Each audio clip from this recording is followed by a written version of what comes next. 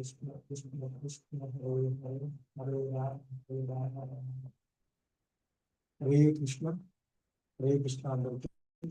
So ఈరోజు level 3 ఉపదేశ అమృతము సారీ ఈశోపనిషత్ క్లాస్కి మీ అందరికీ కూడా ఇస్కాన్ శ్రీ శ్రీ రాధా గోవింద ఆలయం తరపున స్వాగతం సుస్వాగతం.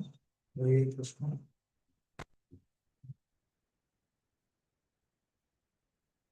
ఓం అజ్ఞానతిమిరాంధస్య జ్ఞానాంజనశలాకయా చక్షుర్మిలితం యేన తస్మై శ్రీ గురవే నమః. శ్రీచైతన్యమనోభీష్టం స్థాపితం యేన భూతలే స్వయం రూపః సదా మహ్యం దదాతి స్వపదాంతికం. వందేహం శ్రీగురు శ్రీయుతపదకమలం శ్రీగురున్ వైష్ణవాంశ శ్రీరూపం సాగ్రజాతం సహగణ రఘునాథాన్వితం తం సజీవం సాద్వైతం సావధూతం పరిజన సహితం కృష్ణ చైతన్యదేవం శ్రీ రాధా కృష్ణ పాదాన్ సహగణ లలితా శ్రీ విశాఖాన్వితాంశ నమో ఓం విష్ణుపాదాయ కృష్ణ ప్రేష్టాయ భూతలే శ్రీమతే భక్తి వేదాంత స్వామికి. నమస్తే సారస్వతే దేవే గౌరవాణి ప్రచారిణి నిర్విశేష శూన్యవాది పాశ్చాత్యదేశతారిణి.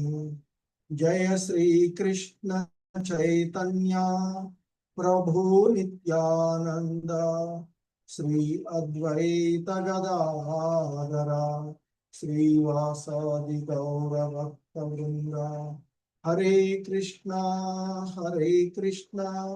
కృష్ణ కృష్ణ హరే హరే హరే రామ రామ రామ హరే హరే. హరే కృష్ణ. సో శ్రీ ఈశోపనిషత్ మనిషిని దేవదేవుడైనటువంటి ఆ శ్రీకృష్ణునికి దగ్గరగా చేర్చేటువంటి జ్ఞానం ఇది. సో ఇందులోని ఈరోజు మనము 7వ మంత్రంను చూడబోతున్నటువంటి. సో మనకి ఈ ఈశోపనిషత్తులో మంగళాచరణం ఓం పూర్ణమద పూర్ణమిదం పూర్ణాత్ పూర్ణముదచ్యతే పూర్ణస్య పూర్ణమాదాయ పూర్ణమేవావశిష్యతే. సో దేవదేవుడు పరిపూర్ణుడు కనుక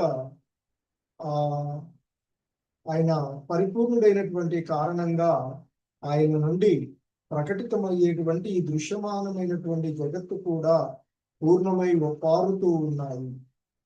పూర్ణుడైనటువంటి వాని నుండి ఉత్పన్నమైనది కూడా పూర్ణమై ఉంటుంది. అతడు పూర్ణుడైనటువంటి కారణంగా పలు పూర్ణాలు అతడి నుండి ఉత్పన్నమైనప్పటికీ అతడు పూర్ణుడుగానే మిగిలి ఉంటాడు అంటూ మంగళాచరణం ఆ దేవదేవుని గురించినటువంటి అంశము ఇక్కడ చెప్పబడుతున్నటువంటి. సో ఇక ఈరోజు మనము ఈ ఈశోపనిషత్తులోని 7వ మంత్రమును మనము చూడబోతూ ఉన్నటువంటిది. హరే కృష్ణ. సో ముందుగా ఆ మంత్రాన్ని చూద్దాం.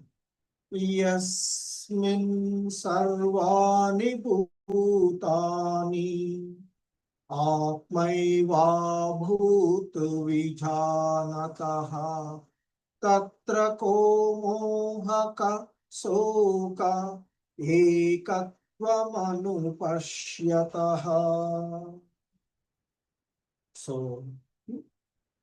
ఇక్కడ ఈ శ్లోకంలో ఉన్నటువంటి పదాలు చూసినట్లయితే యస్మిన్ అంటే పరిస్థితిలో అని అర్థము వస్తుంది. సర్వాణి అంటే సకలమైనటువంటి మొత్తం. సో భూతాని అంటే జీవులు, సర్వజీవులు. సర్వాణి భూతాని సమస్తమైనటువంటి జీవులు అనేటువంటి భావం. సో మరి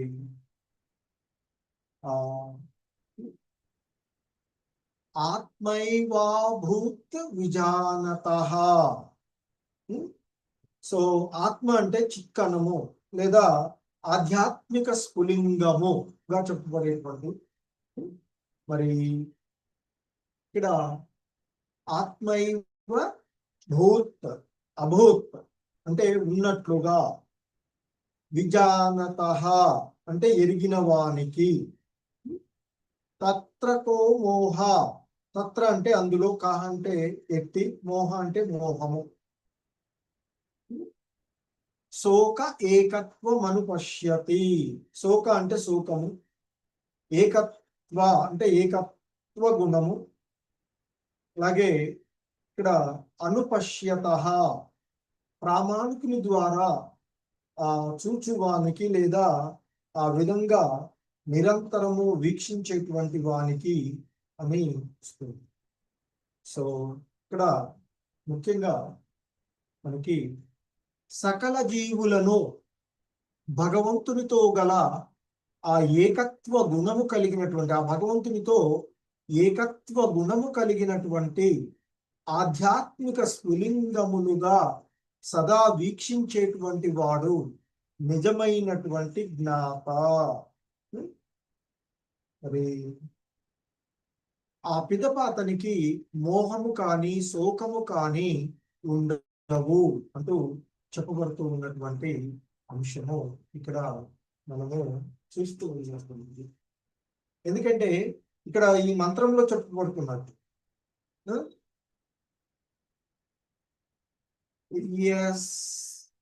యస్మిన్ సర్వాణి భూతాని ఆత్మైవాదు విజానతః తత్ర కో మోహ క శోక ఏకత్వమనుపశ్యత. సో మరి సమస్త జీవులలో, సకల జీవులను భగవంతునితో ఏకత్వము కలిగినటువంటి ఆధ్యాత్మికమైన మరి స్ఫులింగములుగా సదా వీక్షించేటువంటి వాడే నిజమైనటువంటి జ్ఞాత. అంటే నిజమైనటువంటి జ్ఞానం కలిగినటువంటి వాడుగా చెప్పబడుతుంది.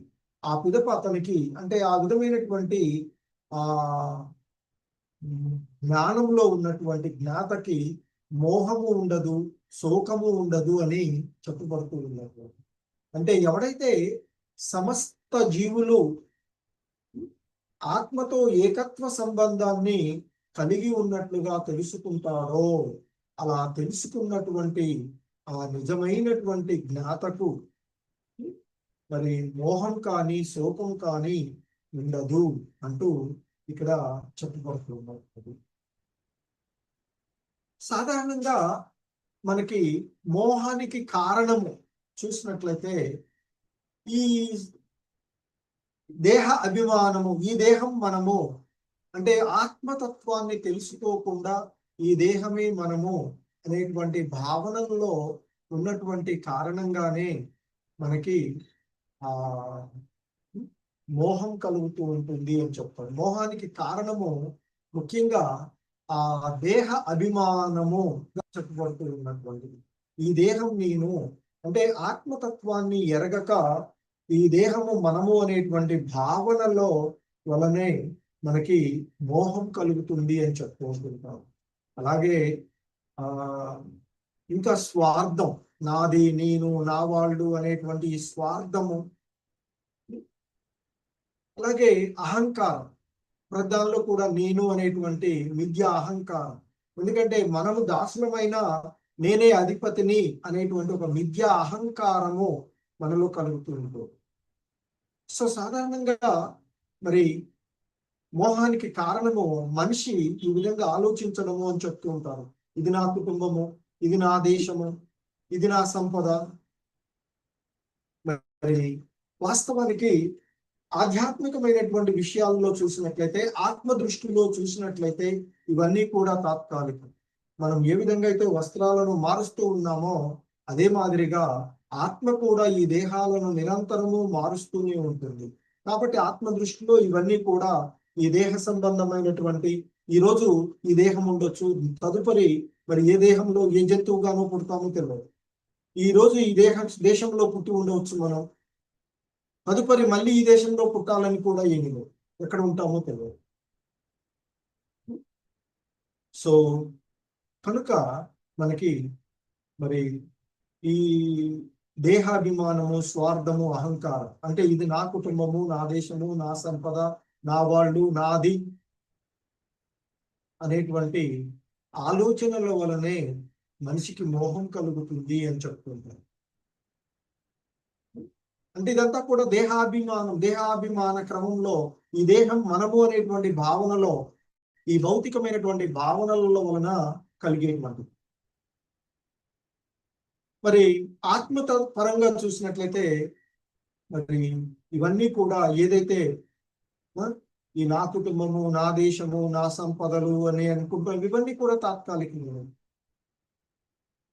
సో కనుకనే ఇక్కడ మరి సకల జీవులను భగవంతునితో అంటే ఏకత్వ గుణం అంటే సర్వజీవుల ఏడ సమత్వ భావంతో ఉండడము ముఖ్యంగా మనకి ఇంతకు ముందు కూడా మరి మనకి 5వ అధ్యాయంలోని 18వ శ్లోకంలో విద్యా వినయ సంపన్నే బ్రాహ్మణే గవిహస్తిని అంటూ చెప్పబడినట్లుగా విద్యా వినయాలు అంటే ఒక వినమ్రులైనటువంటి యోగులు, విద్యా వినయాలు ఉన్నటువంటి బ్రాహ్మణునైనా, అలాగే కుక్క మాంసం తినేటువంటి చండాలునైనా ఇద్దరిలోనూ కూడా ఆత్మ తత్వాన్ని దర్శించుకుంటారు అని చెప్తుంటారు. అందుకే సమత్వ భావంతో ఉంటారు. సో కనుకనే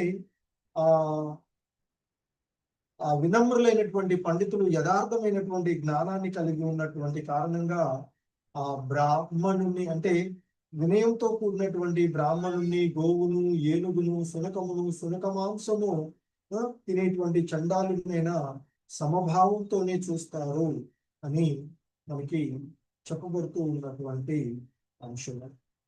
సో అలాగే మరి బ్రహ్మభూత స్థితిని పొందినటువంటి వాడు అంటే ఆత్మ జ్ఞానాన్ని పొందినటువంటి వాడు, ఆత్మానుభూతిని పొందినటువంటి వాడు సాధారణంగా మనకి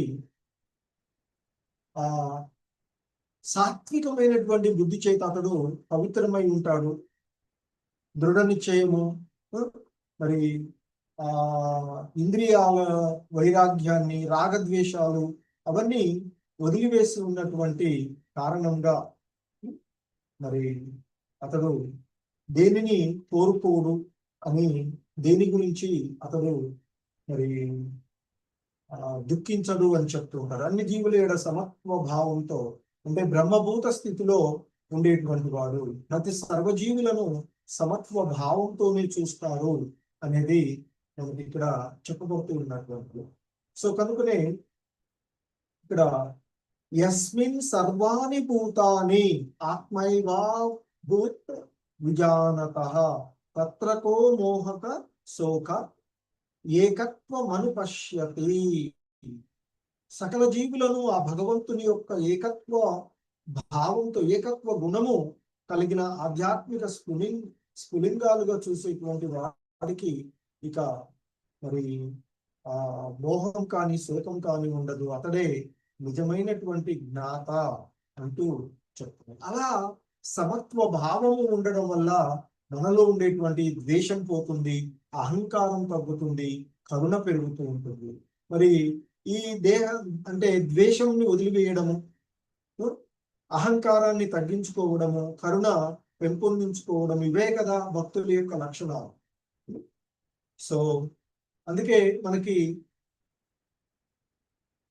చైతన్య మహాప్రభువులు వారు చెప్తారు ఆయన యొక్క బోధనలో, జీవేర స్వరూపహయ అంటూ నిత్యేర కృష్ణదాస అంటే ప్రతి జీవి కూడా మరి ఆ కృష్ణుడి యొక్క సేవకుడు అని చెప్తుంటున్నారు. సో కనుక వైష్ణవులు ఎప్పుడు కూడా మరి జీవులన్నీ కూడా కృష్ణునియే, వాళ్ళు కూడా భక్తిలోకి రావాలి అనే భావనతోనే వైష్ణవులందరూ కూడా కరుణతో ఉండి, అన్నిటి యందు సమదర్శనంతో ఉండి, హింస చేయకపోవడము, ఇతరులను గౌరవించడము, భక్తిని పంచడము, ఇదే మనకి వైష్ణవులలో భక్తులలో ఉండేటువంటి లక్షణాలుగా చెప్తూ ఉంటుంటారు. ముఖ్యంగా మనకి భాష్యంలో శ్రీల ప్రభుపాదులు వారు చెప్తూ ఉన్నారు, మనకి భక్తిలో మూడు రకాలైనటువంటి వారిని గురించి, కనిష్టాధికారి, మధ్యమాధికారి, ఉత్తమాధికారి అంటూ మూడు రకాలైనటువంటి మరి వాళ్ళలో ఈ ఉత్తమాధికారి, మధ్యమాధికారి వీళ్ళు మాత్రమే మరి జీవుల యొక్క ఆధ్యాత్మికమైనటువంటి స్థితిని సరిగా చూడగలుగుతారు. మిగిలిన వారెవరూ కూడా జీవుల యొక్క ఆధ్యాత్మికమైనటువంటి స్థితిని చూడలేరు అని చెప్తుంది. అలాగే ఒక పెద్ద అగ్ని ఉందనుకోండి, ఆ అగ్ని యొక్క కణాలు గుణరీత్యా అగ్నితో సమానమైనట్లుగానే జీవులందరూ కూడా గుణరీత్యా భగవానునితో సమానులు.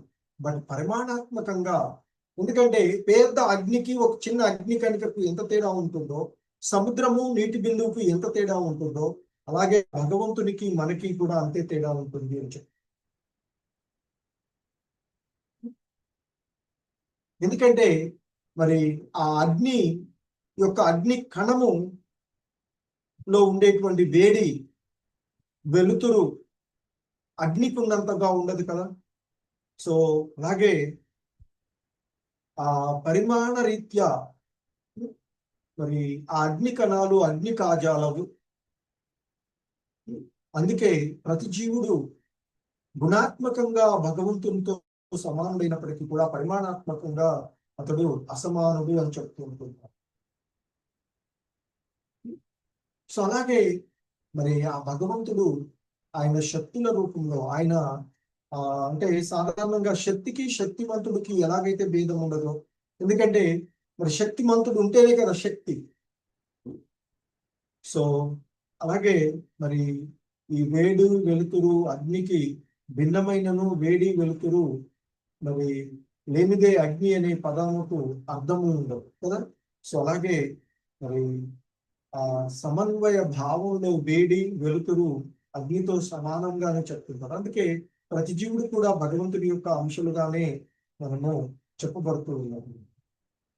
సో అందుకే శాస్త్ర దృష్ట్యా సకల జీవుల యందలి ఏకత్వ భావము మనుషుడు తప్పక అవగాహన చేసుకోవాలి అని చెప్తూ ఉన్నారు. ఎందుకంటే ఈ మంత్రంలో మనకి చెప్పబడుతూ ఉన్నటువంటి చివరి పదంలో ఏకత్వ మనుస్పశ్యత అంటూ చెప్పుకుంటున్నట్టు. సో మరి అంటే మనకి ఈ ఏకత్వ భావనను మనము అవగాహన చేసుకోవాలి అనేటువంటిది పదం చెప్తూ ఉన్నటువంటిది. అలాగే భగవంతుని యొక్క వ్యక్తిగత స్ఫులింగములు పూర్ణుడైనటువంటి భగవానుని దాదాపు 80% గుణాలను కలిగి ఉంటాయి అని చెప్తూ ఉంటుంటారు. 80 వరకు బాగా ఉన్నతమైనటువంటి స్థితిలో 80% వరకు ఉంటాయి అని చెప్పి, కానీ అవి పరిణామ రీత్యా పరమ పురుషులతో సమానము కాజాలవు అని చెప్పబడుతుంది. జీవుడు పూర్ణత్వము యొక్క అత్యంత సూక్ష్మ అంశంగా చెప్పబడుతూ ఉంటుంది. మరి ఇంకా మనకి చెప్పాలంటే ఇంతకు ముందు చెప్తున్నట్టుగా ఉపమానాలుగా చెప్తూ శ్రీల ప్రపోదులు వారు చెప్తూ ఉన్నారు. సముద్ర చుక్కలో ఉన్న లవణము పరిమాణము సముద్రంలో ఉన్నట్టి లవణ పరిమాణానికి ఎన్నడూ కూడా సరిపోదు కదా, అంతే చెప్తాం. మరి అలాగే సముద్రంలో ఉన్నటువంటి లవణమే సముద్ర నీటి బిందువులో కూడా ఉంటుంది, కానీ నీటి బిందువులో ఉండేటువంటి లవణము సముద్రంలో ఉన్నటువంటి లవణానికి ఎప్పుడు సమానం. అలాగే ఈ ఆధ్యాత్మిక స్ఫులింగాలన్నీ కూడా భగవంతుల్లో ఉన్నటువంటి భిన్న అంశాలు కనుక అవి ఎప్పుడు కూడా భగవంతునితో సమానం కావు అని చెప్తారు. సో కాబట్టి జీవుడు భగవాన్తో గుణరీత్యా మరి అలాగే పరిణామరీత్యా సమానం అయ్యాడనుకోండి, ఇక అప్పుడు ఈ ప్రకృతికి గుణాలకు ప్రభావం అయ్యేటువంటి లోనయ్యేటువంటి ప్రశ్నే ఉదయించదు అని చెప్పుకుంటూ. సో ఇక్కడ మరి ఒక వ్యవస్థ, ఒక కుటుంబంలో పెద్దవాడికి ఉన్నటువంటి వాడికి కుటుంబ సభ్యులందరి యొక్క మరి ఆ బాధ్యత, ప్రయోజనము ఒకటిగా ఉన్నట్లుగాను మరి భిన్న రకమైనటువంటి పౌరులకి కూడా అందరూ మన యొక్క ఆధ్యాత్మికమైనటువంటి అంశము ఆ భగవంతుని యొక్క ధామాన్ని చేరుకోరు. కానీ భౌతికంగా చూస్తే ఒక్కొక్క దేశానికి సంబంధించి ఒక కుటుంబము, ఒక వ్యవస్థ ఇలా చూసినప్పుడు భిన్నంగా ఆలోచిస్తాం. ఇదంతా కూడా భౌతికమైనటువంటి లక్షణంగా చెప్తున్నాము. సో మరి ఈ ప్రకృతిలో ఉండేటువంటి జీవజాతులన్నీ కూడా ఆ భగవంతుని యొక్క, ప్రతి జీవుడు కూడా భగవంతుని యొక్క సంతానమే. మనకు భగవద్గీతలో చెప్పబడినట్లుగా భగవద్గీత 7వ అధ్యాయంలోని 5వ శ్లోకంలో మనకి చెప్పబడుతూ ఉన్నటువంటి ఒక అంశాన్ని మనం చూసినట్లయితే,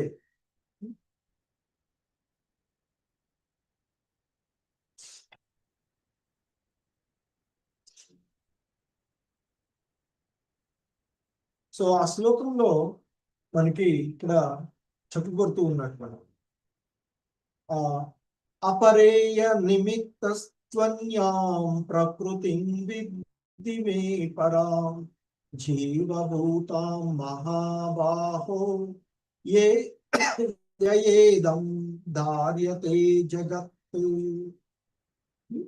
సో ఇక్కడ ఈ భౌతిక ప్రకృతికి అన్యముగా న్యూనమైనటువంటి మరొక ఉన్నతమైనటువంటి శక్తి ఉన్నది అని తెలుసుకొని చెప్తారు. ఎందుకంటే ఆ భగవంతుని యొక్క ఇక్కడ అపర పరాశక్తులను గురించి చెప్తూ ఉన్నటువంటి సందర్భంలో చెప్తుంటారు.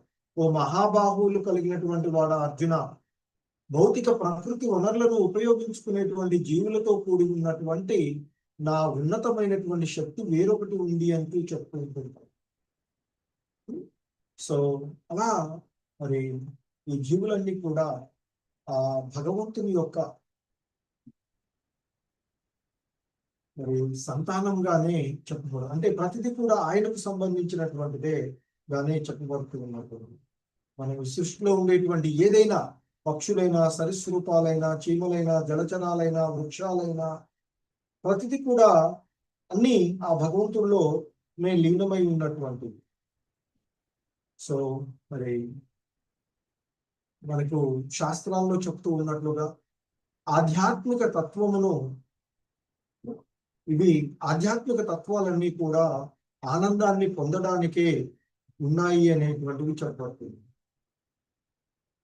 మరి స్వభావ రీత్యా చూసినట్లయితే సహజ సిద్ధంగాను స్వభావ సిద్ధంగాను భగవానుడు ఆయన యొక్క ప్రతి అంశ నిత్యానందాన్ని అనుభవించడానికే ఉన్నటువంటి. అందుకే భగవద్గీతలో మనకి ఆ 2వ అధ్యాయంలో చెప్తారు, ఆ భగవంతుని ఆత్మ భగవంతుని యొక్క అంశగా శాశ్వతమైనది, సనాతనమైనది, దివ్యమైనది అని చెప్తుంది.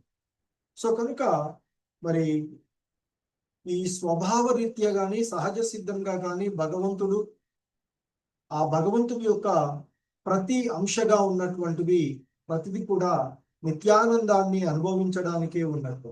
మరి ఎక్కడ ఈ నిత్యానందం లభిస్తుంది అంటే ఆధ్యాత్మిక జగత్తుకు వెళ్ళినాం. సో ఎప్పుడు మరి ఆ జగత్తుకు వెళ్ళగలుగుతాం అంటే బ్రహ్మభూత స్థితిలో నిమగ్నమై ఉండగలిగినప్పుడు. సో కనుక మరి కానీ ఎప్పుడైతే మనం ఈ భౌతిక జగత్తులోకి వచ్చేస్తున్నామో, మాయా పిడికిళ్లలో చిక్కుకొని పోయి, భౌతికమైనటువంటి గుడారాలలో చిక్కుకుపోయి మరి నిజమైనటువంటి ఆనందాన్ని మర్చిపోయి తాత్కాలికమైనటువంటి ఆనందాల కోసం వెంపర్లాడుతూ ఇంద్రియ భోగ వాంఛలతో మనము మరి చూస్తూ వాస్తవానికి ఆధ్యాత్మికమైనటువంటి ఆనందము, ఆధ్యాత్మికమైనటువంటి ఆ స్థానము ఈ భౌతికమైనటువంటి స్థానాలకు భిన్నమైనటువంటిదిగా ఉంటుంది. సో అక్కడ ఆధ్యాత్మికమైనటువంటి స్థానంలో నిర్గుణంగా ఎటువంటి త్రిగుణాలకు అతీతంగా ఉండేటువంటిదిగా చెప్పబడుతూ ఉంటుంది. సో కనుక మరి ఆధ్యాత్మిక లోకానికి చేరుకున్నటువంటి వాడు నిత్యానందాన్ని అనుభవిస్తూ ఎటువంటి భౌతిక భావ భేదాలు లేకుండా, శత్రువులు అది అని ఇది అనేటువంటి భావన లేకుండా ఉంటాడు. సో భగవానుని కేంద్రకంగా ఉన్నటువంటి వాడు ఆధ్యాత్మిక జగత్తుకు చేరుకొని ఆ ఆధ్యాత్మిక జగత్తులో నిత్యమైనటువంటి దివ్యమైనటువంటి ఆధ్యాత్మిక ఆనందాన్ని అనుభవిస్తూ ఉంటుంటాడు అని చెప్తున్నాను. సో ఇక భగవంతుడు కేంద్రంగా లేనటువంటి భగవద్రహిత నాగరికత అనేటువంటిది ఆ మోహము నుండే ఉద్భవించింది అని చెప్తారు. ఎందుకంటే ఈ భౌతిక జగత్తులో నేనేదో సాధించాలి, నేనేదో చెయ్యాలి అనేటువంటి ఒక భావనల్లో ఉన్నటువంటి కారణంగానే మరి ఇదంతా జరుగుతుంది. మరి ఆ విధంగా మోహం నుండి ఉద్భవించేటువంటిదే కనుక ఈ నాగరికత అంతా, మరి నాగరికత యొక్క ఫలితము మనకి లభించేటువంటిది శోకమే అని చెప్తూ ఉన్నారు శ్రీల ప్రభుపాదులు గారు. ఎందుకంటే మరి నవీనమైనటువంటి రాజకీయ నాయకుల చేత ప్రతిపాదించబడేటువంటి నాస్తిక నాగరికతలు ఏ క్షణంలోనైనా మనం చూస్తూ ఉంటాం. ఎన్నెన్నో వస్తూ ఉంటాయి, ఎన్నెన్నో పోతూ ఉంటుంటాం. సో నశించిపోయేటువంటిది, సృష్టించబడినటువంటిది ఏదైనా తిరిగి నశించబడతాయి. సో కనుక మరి ఈ భౌతికమైనటువంటి భావనల్లో, భౌతికమైనటువంటి అంశాలలో నిమగ్నమయ్యేటువంటి వాడు సర్వదా చింతాక్రాంతుడై ఉంటాడు అని చెప్తుంది. ఇదే ప్రకృతి నియమం. ఎప్పుడైతే ఈ ప్రకృతితో మనం తగులుకున్నామో మనము ఇక ఈ దుఃఖాలయంలో దుఃఖాలతోనే ఉండేటువంటి వాడు. కానీ ఎవడైతే ఆ భగవంతుని యొక్క పాద పద్మాలకు శరణాగతులవుతాడో, సో ఆ భగవంతుని యొక్క పాద పద్మాలను ఆశ్రయించి ఆ పాద పద్మాలకు శరణాగతులైనటువంటి వాడు మరి ఇక ఈ ప్రకృతి నియమం యొక్క కఠోరమైనటువంటి ప్రకృతి నియమాలను ఎవరైతే భగవంతునికి శరణాగతులు అవుతారో వాళ్ళు దాటగలరు అని చెప్తుంటారు. ఎందుకంటే మనకి చెప్పబడుతుంది దైవీహేష గుణమయి అంటూ చెప్పబడినటువంటి శ్లోకంలో దైవీహేష గుణమయి మమమాయ దురత్యయా అంటూ చెప్తుంటారు. అంటే ఈ భౌతిక ప్రకృతికి సంబంధించినటువంటి త్రిగుణములతో కూడినటువంటి నా యొక్క ఈ దైవీ మాయ దాట శక్యము కానిది అర్జున అంటూ చెప్తుంటారు. కానీ చెప్తారు ఇక్కడ మామేవ ఏ ప్రపద్యంతే మాయామేతాం తరంతితే. కానీ ఓ అర్జున, నన్ను ఎవడైతే శరణాగతులు పొందుతాడో వాడు దీనిని సులభంగానే దాటగలడు అంటూ చెప్తుంటారు. సో కనుక మరి ఆ భగవంతుని యొక్క పాద పద్మములకు శరణదొచ్చిన వాడు తప్ప వీరెవడు కూడా ఈ కఠోరమైనటువంటి ప్రకృతి నియమాలను దాటలేరు అని మనకి భగవద్గీత 7వ అధ్యాయంలో చెప్పబడుతూ ఉన్నటువంటి. కనుకనే మనకి అన్ని రకాలైనటువంటి మోహాలను తొలగించుకొని భిన్నమైనటువంటి అభిరుచులతో ఏకత్వము సాధించగోరైతే మనం అన్ని కార్యాలను ఆ భగవత్ సంబంధంలోనే చెయ్యాలి, భగవంతుని కేంద్రంగానే చెయ్యాలి అంటూ చెప్పబడుతున్నారు. అందుకే మన యొక్క కర్మల ఫలాలను అన్య ప్రయోజనం కొరకు దాకా కేవలము భగవంతుని యొక్క ప్రయోజనం కొరకే వాడాలి అని చెప్తున్నారు. అంటే మనం చేసేటువంటిది ఏదైనా కృష్ణ సంబంధంలోనే, భగవత్ సంబంధంలోనే ఉండాలి అని చెప్తారు. ఎందుకంటే ఆ భగవత్ ప్రయోజనమును నెరవేర్చుట ద్వారానే మరి ఆ ఆత్మభూత ప్రయోజనము మనం తెలుసుకోగలుగుతాము అంటూ చెప్పబడుతూ ఉన్నది. సో అందుకే మనకి ఈ మంత్రంలో తెలియచేయబడినటువంటి ఆ బ్రహ్మభూత ప్రయోజనము, అంటే ఇక్కడ భగవద్గీతలో చెప్పబడినటువంటి బ్రహ్మభూత ప్రయోజనము, ఇక్కడ చెప్పబడినటువంటి ఆత్మభూత ప్రయోజనము రెండు ఒక్కటే అని చెప్తున్నారు. ఎందుకంటే పరమాత్ముడు స్వయంగా భగవానుడే, ఇక సూక్ష్మమైనటువంటి ఆత్మ మాత్రము జీవుడు. పరమాత్ముడు ఆ సకల జీవుల అనురాగం వలన ఆనందాన్ని పొందగలుగుతాడు. సో కనుకనే మరి ఆయన మాత్రమే ఈ సమస్త జీవులను పోషిస్తాడు. ఎలాగైతే మరి కుటుంబంలో ఉన్నటువంటి పెద్ద తండ్రి తన కుటుంబ సభ్యులందరి ఆనందం కోసమే తాపత్రయపడుతూ ఉంటాడో, వారందరినీ పోషిస్తూ ఉంటుంటాడో, మరి ఆ భగవంతుడు కూడా ఈ ప్రకృతిలో ఉన్నటువంటి తన యొక్క జీవులు, తన యొక్క అంశాలుగా ఉన్నటువంటి జీవుల యొక్క ఆనందం కొరకే ఆయన ఎప్పుడూ కూడా నిరంతరము చూస్తూ ఉంటాడు అని చెప్తూ ఉంటున్నాడు. సో మరి అటువంటి ఆ పరబ్రహ్మము జీవుల వలనే సాకారుడు అని చెప్తారు. ఒక ఆకారాన్ని కలిగి ఉన్నటువంటి.